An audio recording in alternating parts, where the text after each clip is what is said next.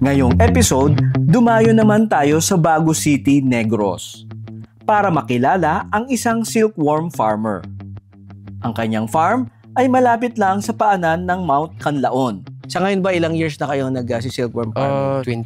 25 years. Oh wow, ang tagal na. So ganun na po pala katagal sa Pilipinas ang silkworm farming at hindi pa natin masyadong nasasaturate dahil kulang po sa kaalaman. Kaya po tayo ngayon dumayo pa dito sa Negros at makarating sa Bago City para puntahan yung OISCA. At isa na po si Sir sa naging recipient ng kanilang Japanese knowledge sa larangan ng silkworm. At mai-inspire kayo kung paano ito nakatulong sa isang silkworm farmer na matustusan ang pangangailangan ng kanyang pamilya. So paano naman po kayo, Sir, nakapasok sa ganitong industry? Paano nyo natutunan yung kaalaman sa pag-mulberry farming at the same time yung silkworm? Trainee ako ng OISCA. Nakapunta ako ng Japan para mag-training about sa sericulture. Kasi pinagtutukan ko ng panahon kasi maganda ito sa Pilipinas, kaunti pa lang.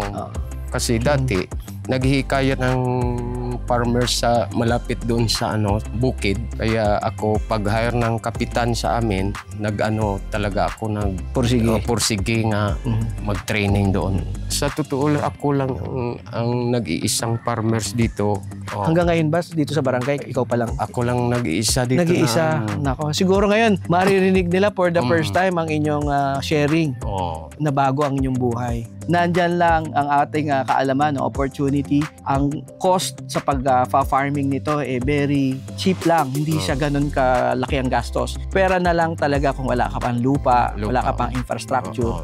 Ang advantage ninyo dahil nga isa kayo sa talagang nag-iisang nagpursige na ibigay lahat ng suporta para sa inyo. At nakatulong pa sa pagpapaaral ng kanyang mga pamangkin. Ano na yung naging biyaya sa inyo? Meron na ka bang napag-graduate? Yung mga pamangkin ko lang, sir, ang nakatapos pa. Ang anak ko, second year college. Second year college. Ilan na anak nyo? 3. 3 ang anak nyo, pero bukod sa 3 yung anak, may nauna kayong pamangkin na napag-graduate yun na 3 engineer.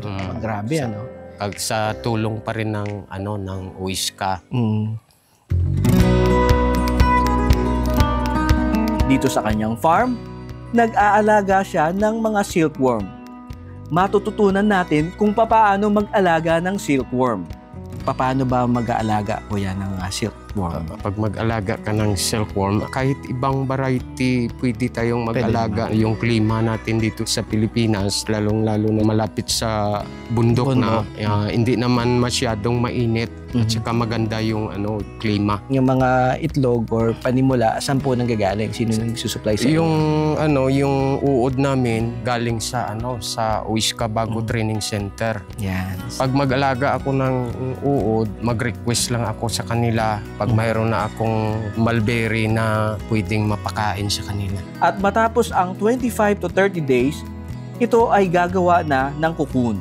At ang mga cocoon na ito ay gawa sa isang high value at highly in demand na silk. So, mayroon siyang stages. Ilang days yun sa grow out bago ito maging cocoon para mabili na nila? Mula sa nursery, mga 27 days. Tapos in total, abutin na mga ilang days para ma-harvest? Almost 1 month siya, sir. Pwede ka na maka-harvest. Pera na. At alam mo ba na isa sa mga barong na sinuot ni President Obama ay gawa sa silk mula sa silkworm. Sa buong mundo, napakataas ng pangangailangan ng silk na mula sa silkworm. Sikat na sikat ang silkworm textile dahil sa angkin nitong unique properties. Luxurious fabric, softness and toughness. At ang elegante nitong sheen o kinang. Walang problema yung market kasi sa ngayon kailangan ng Pilipinas yung supply ng cocoon kasi dito lang sa Negros pa ngayon yung silkworm kaunti pa lang. Pero sa pagkaalam ko nandoon sa Mindanao mayroon din nag-aalaga ng uod. Nasa PIDA medyo maliit yung kanilang cocoon. Maliit. Mas maliit compared sa inyo dito. Dito sa Negros. At saka binggit. Naging mamahalin din ito dahil sa labor-intensive sa pag-aalaga nito at pag-extract ng mga hibla para mahabi at magawang textile, kimono at iba't ibang eleganteng damit at very highly fashionable products. Sa ngayon po ba, mayroon pa bang pangangailangan ng ating ang OISCA when it comes to sa kanilang production? Nangangailangan pa ba sila ng mga gustong mag-alaga or magsusupply sa kanila ng cocoon? Mas maganda kung maraming farmers para marami ka ring makolekta na na silk. So, ang ano ba natin, magkano nabibili ang cocoon? Pag mag-rear kami ng marami-raming uod, nasa 20,000 buwan-buwan. Buwan-buwan. Don't forget to like and subscribe. Kasama po natin si Kuya Noel Clarito. So dumayo pa tayo sa paanan ng bundok, Canlaon, para lang makilala ang isang silkworm farmer. At gayon din, mulberry farmer na rin. Yan, paano ba mag-aalaga o yan ng silkworm? Pag mag-alaga ka ng silkworm, kailangan mo ng tiyaga. Mayroon ka pa rin tiwala sa Panginoon kasi yung Panginoon yung nagbigay sa atin ng lakas. So when it comes to technicalities naman, meron bang iba't ibang variety ng silkworm? Marami. Gaya ng Kinshishua at saka R106. Nasa ilang mga variety yan? Yung pwedeng alagaan dito sa Pilipinas? Kahit ibang variety, pwede tayong mag-alaga. Yung klima natin dito sa Pilipinas, lalong-lalo na malapit sa bundok na, hindi naman masyadong mainit at saka maganda yung klima. Ano ba yung klima na suitable para sa silkworm? Katamtaman lang yung init at saka yung temperatura na kailangan ng silkworm natin, 27 degrees. Sa ngayon yung alaga naming silkworm, R112 by is 28. Yung mga itlog or panimula, saan po nanggagaling? Sino yung susupply sa inyo? Yung uod namin galing sa sa OISCA Bago Training Center. Yes. Pag mag-alaga ako ng uod, mag-request lang ako sa kanila pag mayroon na akong mulberry na pwedeng mapakain sa kanila. Pagka gusto nyong i-pursue ang pagsi-silkworm farming, kailangan nyo po talaga ng isa pang ektarya or mas malaki pa na lupain para sa pagtatanim naman ng mulberry. Para saan po ba yung mulberry? Pagkain ng ng uod, kailangan marami kang supply. Kasi pag kunti lang yung supply mo sa pagpakain ng uod, hindi naman maganda yung labas ng ng cocoon niya. So sa mulberry naman, marami tayong kaibigan ng mga mulberry farmer at iba't ibang variety din. So pag sa silkworm, meron bang particular mulberry variety ang mas maganda pa ipakain sa kanila? Halos lahat ng ng variety ng mulberry magaganda, pwedeng ipakain sa uod. Wala namang pinipili na variety. Basta mulberry. Basta mulberry. Ang importante lang magandang quality ng ng dahon. Gaano kalaki ang inyong mulberry farm? Yung mulberry farm namin siguro nasa 1.3 hectares. 1.3 hectares. Malawak-lawak din. So paano naman po kayo, sir, nakapasok sa ganitong industry? Paano nyo natutunan yung kaalaman sa pag-mulberry farming at the same time yung silkworm? Trainee ako ng OISCA. Nakapunta ako ng Japan para mag-training about sa sericulture. Kasi pinagtutukan ko ng panahon kasi maganda ito sa Pilipinas, kaunti pa lang.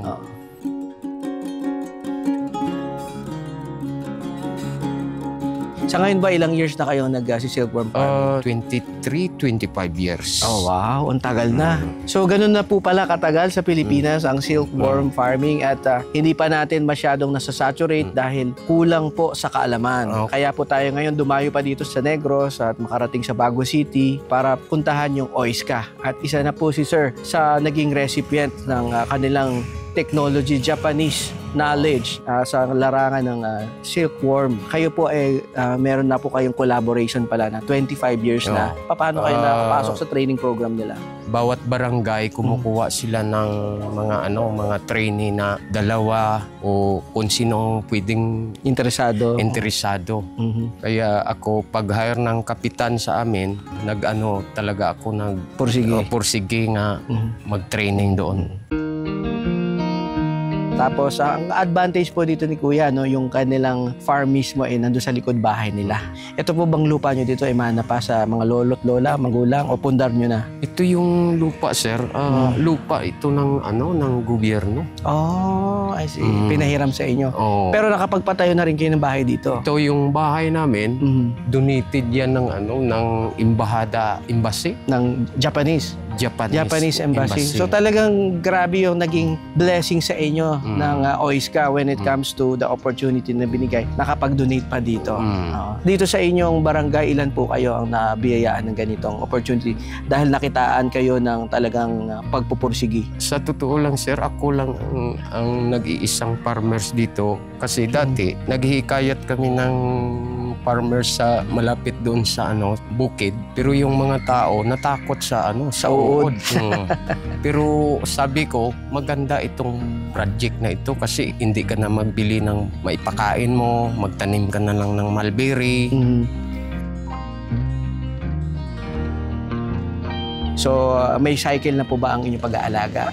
Opo, sir. Ilang days or months bago ito from the eggs hanggang sa maging finished product siya na cocoon? Dito, dinadala yung silkworm sa akin. Pisa na first instar, nilagay mo na sa nursery, mga 1 week doon siya. Pagkatapos, pag mag-second instar, kasi yung uod, may life cycle rin eh. Pag na siya, third instar, dito na namin nilagay. Okay. So, mayroon siyang stages. Yan. So, yung pagbibigay sa inyo ng yung iba, bibilin itlog pa. Pero sa inyo, pisa na, diretso na sa nursery. Dito na sa grow out ninyo. Ilang days yun sa grow out bago ito maging cocoon para sila mabili na nila? Mula sa nursery, mga 27 days. Tapos in total, aabotin na mga ilang days para ma-harvest? Almost 1 month siya, sir. Pwede ka na maka-harvest. Pera na. Kayo po ba, sir, sa pag-aalaga nito, siyempre 25 years na. Ano na yung naging biyaya sa inyo ng pag-aalaga ng uod na kinatakutan ng iba? Meron na ka bang napag-graduate? 3 engineer. Oh, wow. Nang dahil sa uod na kinatakutan. Sa anong klase engineer? Mechanical. Mechanical engineer. Tapos yung isa? Electrical. Electrical naman. Tapos yung isa? Dalawa yung electrical. Dalawang electrical. Ilan ba ang anak nyo in total? Yung mga pamangkin ko lang, sir, ang nakatapos pa. Ang anak ko, second year college. Second year college. Ilan ang anak nyo? 3 ang anak nyo, pero bukod sa 3 yung anak, yung may nauna kayong pamangkin na napag-graduate yun na 3 engineer. Hanggang ngayon ba dito sa barangay, ikaw pa lang? Ako lang nag-iisa dito. Nag-iisa. Nako, siguro ngayon, maririnig nila for the first time ang inyong sharing na bago ang inyong buhay.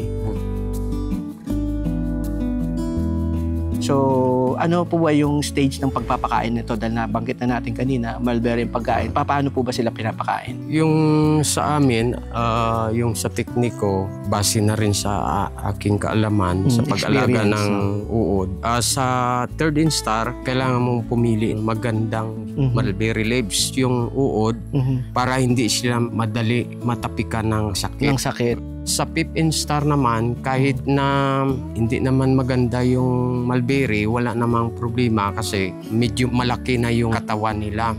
Sa isang araw, sa fifth instar, 2 beses lang ako nagpakain. Umaga at saka gabi. Ano oras sa umaga? Sa umaga, 5 o'clock, kinahaponan, mag-prepare na ako ng mulberry para kaumagahan. Sa hapon, nagsisimula kami kung marami yung na-rare namin na uod. Nag-start kami ng 3 p.m. Ang delikado ng sakit na walang lunas, yung virus. Wala nang gamot. Ang sakit na yan, kinukuha siguro sa hindi malinis yung yung rearing house. Pero dito sa amin, palagi naman healthy yung uod namin. Kaya nagpapasalamat nga ako kasi pinayagan mo ako makapasok. No? Alam ko yan, sa biosecurity, hindi basta makapasok. Sinubad ko naman po yung aking sapatos, nag-alcohol, at sandaling-sandali lang. Kaya nakikita niyo yung ating mga footage, medyo paulit-ulit na yung mga shots dahil hindi ako pwede magtagal sa loob. Sa ngayon, ilang weeks na itong maliliit? 9 days. 9 days pa lang. Medyo malaki na rin sila. Malaki na. So halos mga 1 inch. Yan, more or less 1 inch sila at in a span of another 3 weeks is pwede na siyang i-harvest. At magiging pera na yan. So, ang ano ba natin, magkano nabibili ang cocoon? Pag mag-rear kami ng marami-raming uod, nasa 20,000 buwan-buwan. Buwan-buwan. Ilang ano yun? Ilang pirasong uod yun? Ang isang batch? 3 boxes. 3 boxes. Which is isang batch lang yun. Sa isang buong taon ba, nakakailang batch kayo? Kapito. 7. So ano ba yung pinaka-operation cost mo, yung pinaka nagiging gastos mo lang dito? Like for example, kumikita ka ng 20,000, ano yung binabawas mo doon na gastos mo? Yung yung uod lang at saka yung wax paper, formalin. Formalin. Para saan yung formalin? Yun ang ginagamit namin sa pag-disinfect ng rearing house at saka nursery. I see. Meron ako nakitang itim-itim doon sa paanan ng inyong rearing house, doon sa lamesa. Yung ay pinaka-stante niya. Protection yun sa sa langgam. Sa guyam. Subay. Ano ba yung subay? Langgam. At siyempre, yung technique na yan, yung kulay itim na yan ba yung binabarnis sa poste ng Meralco noon? Yung use oil. Use change oil. Libre naman yung yung langis. Langis, Tapos, magkano yung binibili yung uod na alagaan? 600 pesos. Nag-range siyang ganyan. 600. Ilang piraso na yun? Almost 80,000 to 90. Marami na rin. So, hindi rin ganun kamahal. Yan. So, maganda pala tong business na to, no? Parang naging sikreto. Dahil maraming sa ating mga kababayan hanggang ngayon, pag-usaping nakakatakot, nakakadiri, pag uod, no? Pati yung black soldier fly na ating na-feature yung mga uod na yan, or vermiculture, konti lang yung talagang gustong ipursu na opportunity na yan. Dahil nga, nakakatakot, nakakadiri. Ngayon, eto, nandyan lang ang ating kaalaman, opportunity. Ang cost sa pag-farming nito very cheap lang. Hindi siya ganun kalaki ang gastos. Pera na lang talaga kung wala ka pang lupa. Wala ka pang infrastructure. Ang advantage ninyo dahil nga isa kayo sa talagang nag-iisang nagpursige na ibigay lahat ng suporta para sa inyo. Itong facility, ikaw ba nagpatayo or sponsored din? Yung sponsor. Sponsored lahat. At one-time sponsorship hanggang ngayon tuloy-tuloy pa rin. Pero sa ngayon nagka-problema kami kasi sumabog yung yung kalaon, yung mga abo, rope namin nasira. And then yung mga mulberries nyo, kamusta naman yung sa pagsabog? Naapektuhan ba sila? Naapektuhan. Ubos lahat yan. Wipe out. Pero ngayon medyo mayabong na ulit.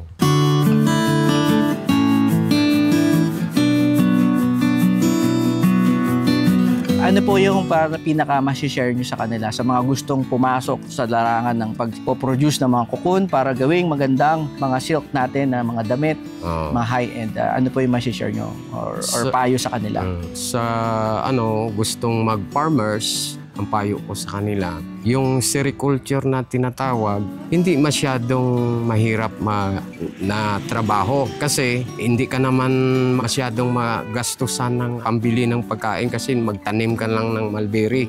Yung dahon lang yung ipakain mo sa uod. Hindi ka mahirapan. Ang advantage lang po is meron po talaga supporting ang OISCA. Meron silang sariling planta na nagpa-process nito. At hanggang ngayon, yung inyong collaboration to share the knowledge sa inyo, ipasa ang kaalaman ng Japanese technology, gayon din sa pag-setup ng facility, ibinabalik nyo naman na masuplayan sila.